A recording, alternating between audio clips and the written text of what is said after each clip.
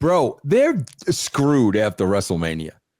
So they can definitely use Paige, no question about it. So either she'll make an appearance at WrestleMania or either she'll show up the next day on Raw. She's in a great spot because after WrestleMania, bro, they are going to need all hands on deck. All right, let's get into Saraya in WWE. She was known as Paige. Saraya, and Paige, she left. She's gone from AEW, and Gail Kim is gone from TNA. And such a staple name in TNA, just someone who just was a pioneer of the Knockouts division in TNA. One of the most memorable feuds in TNA history was her against Awesome Kong, and that really, was the launch pad of the Knockouts division in TNA.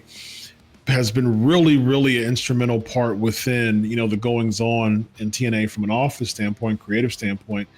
She's gone from TNA. Saraya gone from AEW. EC3, what do you say about these departures? I mean, I don't know too much about them. Sort of, they've happened. I didn't know if it was like Gail leaving mutual or contracts up and checking out and wants to do something else. Same with Saraya. It seemed like there was some negative backlash from the little bit I looked online towards her for, leaving the bubble of AEW. And then if you leave, you are just therefore scorned and torn up and screamed at and pitchforks and wild torches and stuff. Gail is interesting because, she can still go and she has that experience and that creative. I don't know what she wants to do with wrestling, but she can probably go wherever the hell she wants to. If it was WWE to do a run and finish up and work with, the women there, that'd be cool. AEW spot just opened up, I guess, so there's always that.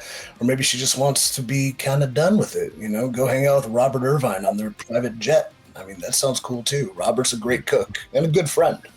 Very nice. Vince, so with Saraya and Gail, Saraya, she wasn't able to compete in WWE because of the concussion protocol. So she's in AEW because, they were looser on the protocol.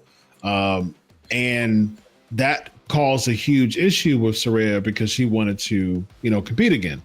With Gail Kim, of course, the infamous, I'm going to eliminate myself from the Royal Rumble and walk out, because I can't stay in WWE spot that she had when she was in WWE. Would that, it, a lot of things is unforgiving when it comes to that, man. It looks like they're both are very difficult spaces to potentially come back to WWE. Well, I think a couple of things. I think, first of all, with Paige, she never wanted to leave the WWE. They wouldn't allow her to wrestle. So now she proved to them, I'm okay. I've been wrestling. She's going to go back there. There's no doubt in my mind that now that she's healthy and she can wrestle. Two things with Gail is, number one, bro, I've heard that Gail pushes back quite a bit. Yeah. And bro, if you've got owners that don't like pushback, it's not going to work out for you. Bro, we also have to remember what EC3 just said. Bro, she's been burying the WWE for years. And now, TNA is working under the WWE. So, that's why I just don't understand why people think this is such a big surprise. She hasn't said any kind words about WWE for literally decades. Now, WWE is working with the company she's working for. There's gonna be an issue, bro, there is, I think a lot of that heat, as they say in the business, was with VKM, Vincent Kennedy. So maybe there is, maybe built.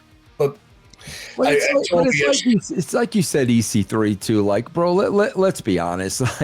Between the money she's got in the bank and between her husband, bro, they're okay. Trust me, man. We should have. I should have their money, bro. They're okay, bro. So I'm sure Gail Kim is going to wind up doing what she wants to do. So here's a question for either one of you to say, for both of you to answer, but whoever wants to jump in first is, so it's on y'all. So whether it's office or like competitively, say for a surprise spot, the Royal Rumble, who comes in first and why? Paige. Okay. Why? Paige? Oh, was this Jeopardy? No, there's no why. I would just think it's a quicker, immediate turnaround where Gail would probably, if it's even in consideration, take some time to deliberate. As far as the concussions too, like she's wrestled in AEW. I don't know why they prevented her from WWE, but obviously we've seen Daniel Bryan come back.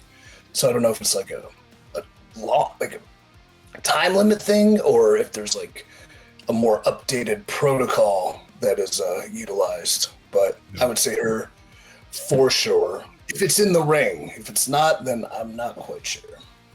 Gotcha. Good stuff, man. By the way, if it was Jeopardy, you would answer in the form of a question, by the way. So you would say, who is Paige? Yes, indeed. What do you think, Vince? Who comes in first? Bro, Chris, we've talked about this many times too. Bro, they're screwed after WrestleMania. So they can definitely use Paige, no question about it. So either she'll make an appearance at WrestleMania or either she'll show up the next day on Raw. She's in a great spot because after WrestleMania, bro, they are going to need all hands on deck.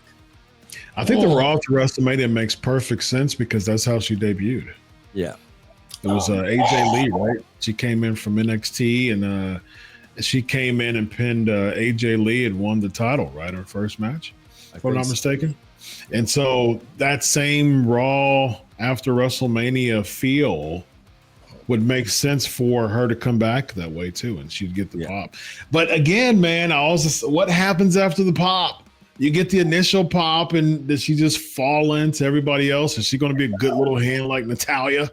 You know what I mean? Like, what do we do? Is it Lyra Valkyria against Paige, or Paige is going to go against Lyra Valkyria for their Continental Championship? People on the socials, I'm sure, would say, "Oh, that match is going to cook." They would love it. But again, man, what do we do with Paige after the initial high? Matches really cook though. Like even as the most work rate, like mindset focused brain.